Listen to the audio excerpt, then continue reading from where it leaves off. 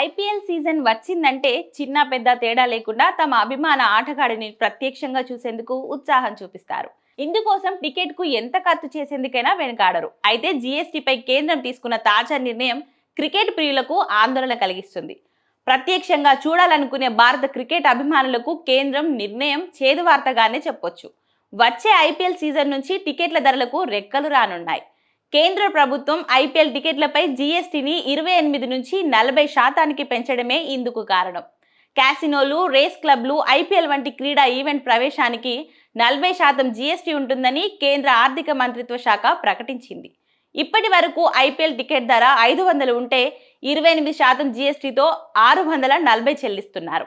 2026 season నుంచి 40% GST పరిధిలోకి వస్తుంది కాబట్టి ధర 700 అవుతుంది. ఐపీఎల్ టికెట్ ని విలాసవంతమైన వస్తువుల జాబితాలో చేర్చడంతో 40% జీఎస్టీ పరిధిలోకి వెళ్ళింది. ఇక అంతర్జాతీయ క్రికెట్ మ్యాచ్లను ఇతర క్రీడా ఈవెంట్ కింద పేర్కొనడంతో 500 పై చీలుకు ధర ఉన్న టికెట్ మీద 18% జీఎస్టీ వర్తిస్తుంది.